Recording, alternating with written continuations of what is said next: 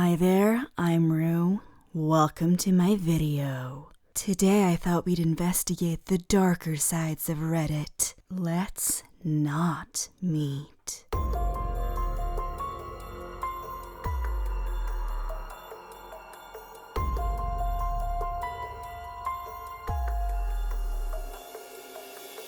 This video's shoutout goes to Panzerkampfwagen 6 aus BH. My dog says hi. P.S. Hello from a secret warehouse. And first, let's get into the creepy. She's mine. Trust your gut. This story happened to me when I was 17, 18. It was a really awful time for me, which will soon become clear why.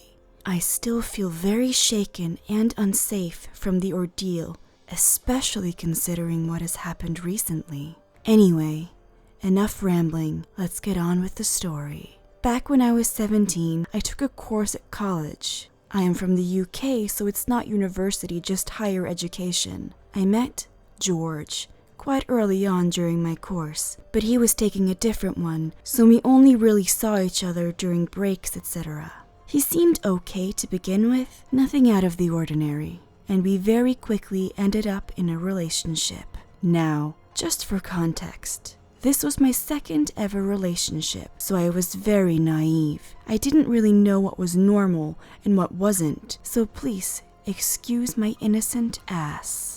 The first warning sign was a few months in. I used social media quite a lot and had many friends who were male for my friendship group. George ended up having a problem with this, and it eventually led to an ultimatum being made: him or social media. Your girl chose him because, I don't know, I was a knob. So it led to me being isolated from my friends very early on. However, I had a gut feeling that this was wrong and not the normal behavior of people in love. I won't go into details about how bad the relationship got due to potentially triggering other readers, but it got very abusive, physically and emotionally, to the extent I took many trips to the hospital and in turn reached rock bottom mentally. Now people often ask me, well, if it was that bad, then why didn't you leave? Bitch, I tried multiple times, but it would cause more hassle and harassment. He would blow up my phone with 50 calls, turn up at my house begging, and sadly, it was easier to stay to avoid that aggravation. Also, I was cut off from my friends, and at this point, my mother and most of my family. Progressing on, my dad moved me in with him because he lived 45 to 50 minutes away from George. George was unemployed and didn't have a license, so the logic was that he wouldn't be able to afford the train fare to get to me.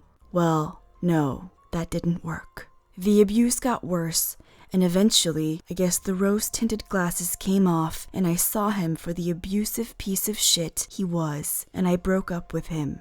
Now, the usual begging via text happened, but I was stronger. And let me tell you, when you find your strength, you're fucking unstoppable. The relationship with me and my mother got better, so I would go to visit her. While I was at hers one day, George turned up randomly. I have no idea how he figured out I was there. I was not talking to him at this point. George and one of his friends ran down to my door and started thumping on it like a fucking tax collector. My brother was in at the time, and he was ready to blow, but I said to him I would deal with it, but to listen, in case shit got bad. Answering the door, George thrust some chocolate into my chest and said, "We are getting back together, mark my words," and walked off, his friend laughing as I just shut the door. I told my brother the situation, and he was concerned about me going back to my dad's by myself, and so he came with me. Bit of context. My dad went away every weekend, leaving me to have the house by myself, so it was a bit dodgy given the situation which would unfold. So me and my brother make the trip up to my dad's house, and during the journey, George is blowing up my phone, saying shit like, "I know you're going to your dad's. I'll see you shortly. On my way. How dare you ignore me? I'm coming to talk. You better answer the door or I'm booting it in." I didn't reply, but showed my brother the messages, and we very quickly walked back to the house and locked every possible lock we could see. It gets to 2 a.m. I hadn't heard anything from George, so I assumed it was an empty threat, when suddenly I got this really weird feeling in my stomach, like something was wrong, or something bad was going to happen. I was in my room with all of the lights off, and I peeked out of my blinds. He was standing there, just looking at the house, smoking cigarettes like some fucking entity.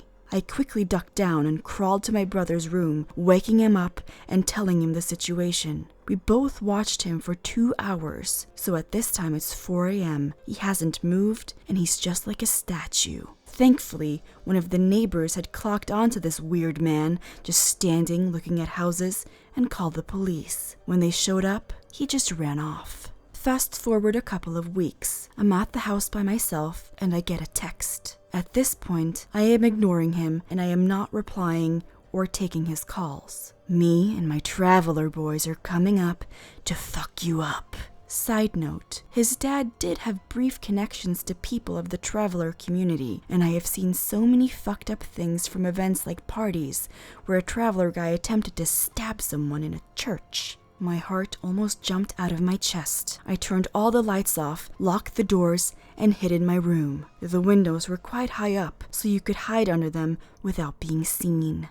My senses were in overdrive, and I'm there frantically texting my brother. I hear a van pull up on my street and hear people get out. As I am hiding, I hear the back gate open and muffled talking. They are in the garden, mentally mapping the layout of my dad's house. A brief wash of dread hit me.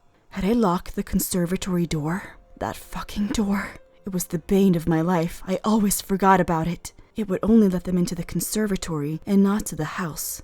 But still, it's made of glass. They might have tools to break it. I hear the door open, and to my horror, it was unlocked. Frantically, I called the police as I heard them fumbling with the second door. When that didn't work, they began striking the glass. The operator is telling me to go and hide in a room, which I can lock, so that I can crawl to the nearest bathroom and lock it, as my heart rate is beating out of my ears and the bitter taste of bile crept up my throat. The police arrived within 10 minutes, the longest 10 minutes of my life, and found George and 3 other men. On a search, 2 of them had knives, and 1 of them had a screwdriver. They really were going to fuck me up. That event led me to getting a restraining order against George. He tried a few years later to get back in contact, but I blocked everything relating to him and his family immediately. I thought that was the end of it, but last summer, while I was at work, he strolled in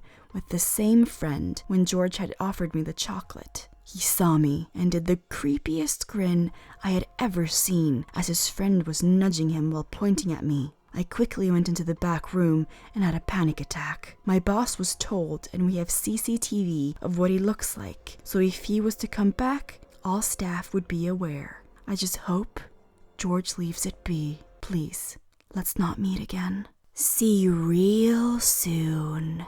My brother's horror story. My brother took a road trip cross-country from the southwest, where we live, to the high east coast. He and his friend wanted to drive as far as possible the first day, so they were trading off driving and sleeping. It was pretty late when my brother pulled over at a gas station. He needed caffeine and the car needed gas. His friend woke up and got to fueling the car, and my brother went into the store part to use the bathroom and get a soda. He used the bathroom and ended up buying one of those newish orange vanilla Cokes. When he walked out of the store, there was a man standing in a darkened area outside. The man held his hand out to stop my brother. He just looked at him a moment before he started in. "Hello, I see you bought the orange one." The dude's voice was creepily high-pitched, like a man pretending to have a typical woman's voice. Yeah? My brother said back. I'll have to try one of those. Let me know how it is when I see you again," the guy said. At this point, my brother was getting really bad vibes. "We're actually passing through. We probably won't be back," my brother explained. See you real soon." he said with a tone of finality. My brother walked back to his car as normally as possible and floored it out of that damn gas station. The dude kept waving until he was out of brother's line of sight. He told his friend about it later, and his friend was just as creeped out. Dear uncle, I'm not your wife. My uncle would tell everyone that I was his wife. A brief disclaimer. I am a trans man, but back when this happened, I still considered myself female. Thinking about these events do trigger my dysphoria to this day and would soon lead me to realizing my current identity. So that's why I felt it was important to mention that. This happened to me in 2015 when I was 19 years old. I was a sophomore in college, and the only notable relationship I had had was with a guy that later left me for unknown reasons. While this was all starting, my dad offered to give his old friend a place to stay. He was in his 40s at the time, and his room ended up being the downstairs common area right next to my room. His daughter was a childhood friend of mine and my sister, so when she visited, we often spent a lot of time together. I made the now regrettable decision of taking on a design major, so most of my homework that semester had to be done in this common room. I often had many late nights, so we'd end up talking to each other.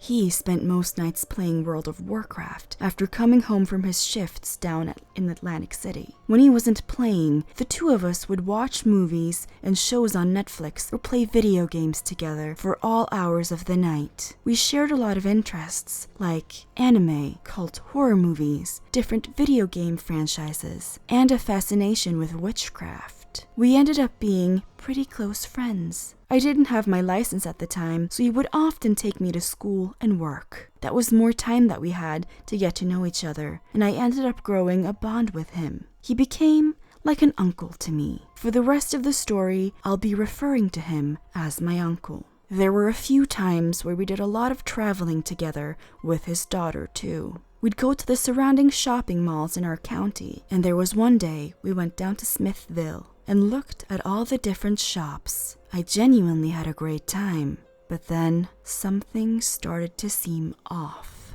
On my days off from school and or work, we started to take trips during the week to different places. It started out with food shopping or me needing to buy supplies for my classes. Then he started mentioning about this place where he frequented to get incense and paraphernalia. The only problem was that on this particular day, I had to babysit my youngest brother, who was 3 at the time. My uncle assured me that he can just tag along, so we ended up going. This shop was innocent enough, mostly selling Wiccan items and incense. I was interested in a lot of the things they were selling and was just looking around. I tried making sure my brother stayed by my side, and I held his hand or would occasionally pick him up into my arms when he was shy. Meanwhile, my uncle was chatting with the tenders. One of them ended up making the mistake of asking, "Is that your son?" I still get asked if my younger brothers are my kids all the time because of the big age gap between us. So I was, of course, quick to try to say, "No, he's my brother."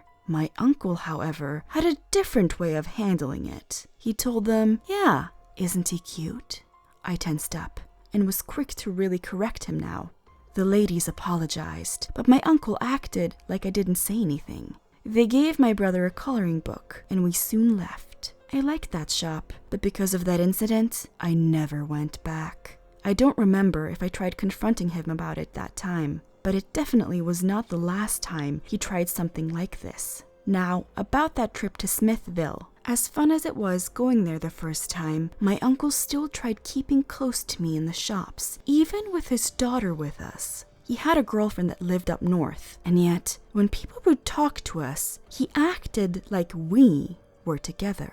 It made me uncomfortable, but what was I supposed to say? I'd thought that maybe I was digging too deeply into it, so I didn't say much, unless if it's to look at his daughter to see her reaction. She did seem quite bothered, to my relief. But here is where things come to a head. Around November that year, my uncle invited me to come with him to his indie game convention that was in Atlantic City. It seemed like a harmless enough event, so on a day that I just happened to be off, I decided to go. It was a simple enough convention, with a lot of indie game developers showing off their demos on the convention floor in this casino. There were different vendors and shops too. I sat down to play a demo that caught my interest. I was playing and getting a feel for the game, but the developer looked at me and my uncle and playfully commented to him, "This is a good game to play with your wife." I was awkwardly sitting there, mostly because any feminine epithet towards me made me extremely uncomfortable. But not once did my uncle correct them while we were at this particular booth. He never stopped to say, "No, wait, we're not married," or "I actually have a girlfriend already." He went along with it. In fact, he always did that. Let me just remind you of this important detail. I was 19 years old, just barely over 5 foot, and struggling to survive off my paychecks. My uncle was a full-grown 44-year-old man. At this shop, I was looking around while my uncle met up with another guy that was looking around. I think he had kids or something, and I don't remember how this was brought up, but he mentioned something about children. He might have asked something along the lines of if we had kids, but my soul was leaving my body out of complete embarrassment and discomfort at this point. My uncle's response to this stranger's asinine assumption was to say, "No, but maybe one day." I snapped at that point. Of course I didn't start yelling, but I damn well should have.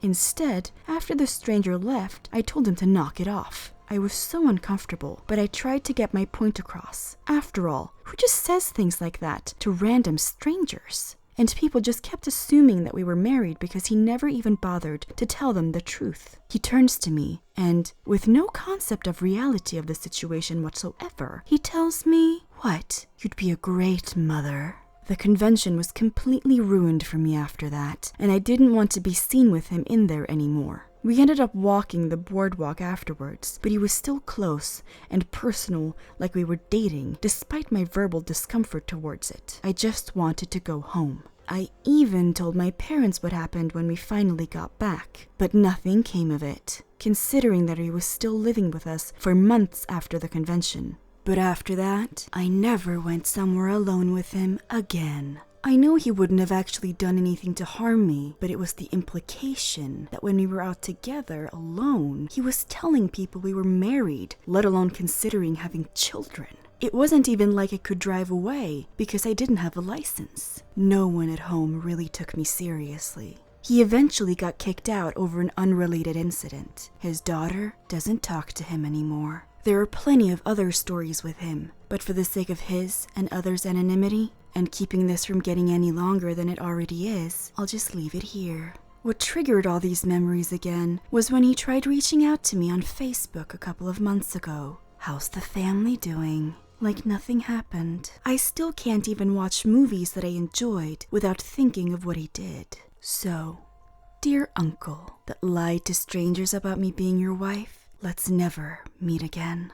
The footprints. Always lock your doors. We live in a smaller European country, and at the time, it was safe to leave the door unlocked. Plus, we live in a smaller town. There was an open balcony connected to the main bedroom, and we're on the ground floor. It was a hot summer night, and my dad left the glass balcony door ajar to let some air in. His bed was right next to the balcony door, and he remembers waking up, feeling uncomfortable, and not being able to fall asleep again.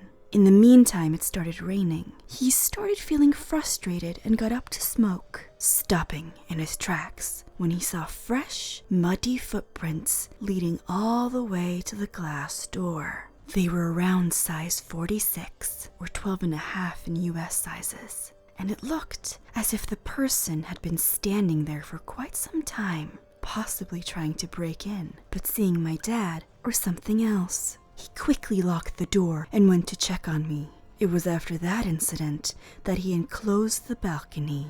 I was very young and didn't even remember it. That room is now my room, and the first time he told me that story, I wasn't able to sleep for days. So, the muddy footprints man, let's not meet. Friendly stalker. There was this boy, Freddie, and he was my friend for a bit of freshman year. He was a sophomore at the time. He was obsessed with serial killers and rapists because it was crime stuff. At first, I thought he was simply interested in true crime because I was too, but he wanted to experience it. I remember this moment because he said it so loud. I could feel myself sinking into my chair without actually moving. He said, "I want to do what they do." It was the middle of the school year, and I started avoiding him because of all the weird questions he asked me. He never met my family, mainly because I didn't trust him as much as I did near the beginning. He somehow knew my grandmother's birthday and invited himself to her 80th birthday dinner, but I told him we canceled it. The day back from her birthday dinner, he was mad at me. He didn't talk to me or eat with me at lunch. I knew why, but I didn't want to ask. Regardless, he asked me if we were going to cancel my dad's birthday dinner with the family at the restaurant he named. It made me really uncomfortable, and I didn't know how to respond or act. I got really nervous, so I told him I had to use the bathroom, but he waited the entire time for me to go to class even after the bell rang. It pissed me off, but I understood that he wanted to be a good friend and wait. When he said he was joking, I laughed it off, but I couldn't help but wonder how he knew. Anyway, when I got home, I made sure to lock all the doors and windows. The next day, I didn't bother going to school, but I found out he was moving soon enough when I did go back. I wasn't happy, but I wasn't not happy. I felt like a dick feeling happy over someone moving away, especially a so-called friend. A week before he moved, he came to my house. Despite not knowing where I lived, not once did I show him or tell him. He didn't know any of my best friends since they wouldn't interact with him because they thought he was weird and creepy. He knocked on my door and asked me to hang out at a pond nearby. And the way he asked, it gave me chills and made me even more uncomfortable around him than ever. I remember him waiting for an answer, but I'm not sure if I closed the door on him or said no and closed the door on him. Regardless, at school the next day, he was upset with me. He told me he would have lived out his dream if it wasn't for me. I was reminded of what he told me about wanting to do what the killers do, and I hated hearing Freddie say such things. I never thought he wanted to accomplish something so sinister before moving to a different district. He followed me around when I went to a store with my mom and when I hung out with my best friends. Still my best friends today. Very happy about that. He always chalked it up to a coincidence, but I always knew he was lying. On the last day, Freddie wanted to hang out, and I was afraid if I said no, he'd do something, but I didn't know what. We did hang out, but also because my other friend, Tom, promised I'd text him everything that happened, and I did, up until we got to where we wanted to hang out at. Freddie asked to shake my hand, but I refused. I never liked touching people, since I know people don't like being touched by someone randomly. When he offered to shake my hand, I didn't know how to feel. I felt something sink, and when I refused, he got upset and pushed me onto the parking spot. I scraped my elbow and got a rock in it. I have the scar from it. It hurt like a bitch, not gonna lie. I reprimanded him, but he only got angrier and tried to play the victim. But when I didn't buy it, he told me, "Good luck on your birthday." He moved away and I never saw him again. I'm happy he moved. It was my weirdest experience with someone. I don't know what his problem was, but I hope he gets help for whatever the issue is. I hope to never meet him again. Let me in. Creepy guy at midnight. So this happened when I was about 10 years old. My dad was working abroad, so it was just my mom, sister, brother, and me living in a rural area. One night around midnight, someone started pounding on our door. We lived in a very safe place, so no one would lock their house doors. But since my dad wasn't around, my mom was a bit paranoid and always made sure that the doors were locked for the night. So she went to the door and without opening it, asked who was there. Some guy replied saying he was coming back from a party, was trying to walk to town and got lost, and if she could let him in. Mom said that he was walking in the wrong direction because he was walking away from town, and pretty much gave him directions how to get there. But he still kept saying he was lost and to please let him in. At this point, my older brother screamed across the house to ask my mom what was going on. When the guy heard my brother, he literally took off running. We could literally hear his heavy footsteps. We heard a car door slamming and a car driving off with screeching tires. My mom later said that this guy must have thought there was an adult male in the house because my brother's voice was very deep. He was a teenager. We don't know what this guy wanted, but sure enough, his intentions were not good, since he lied about being alone and walking. My mom phoned the police, and they drove around the neighborhood, but they couldn't find anything. So, to the creepy guy trying to get into our house in the middle of the night, let's not meet. Are you scared? That's all I had for you today. If you have a story you want me to read, submit it on my website, link below. And follow me on my social medias. See you next time. I post every Friday.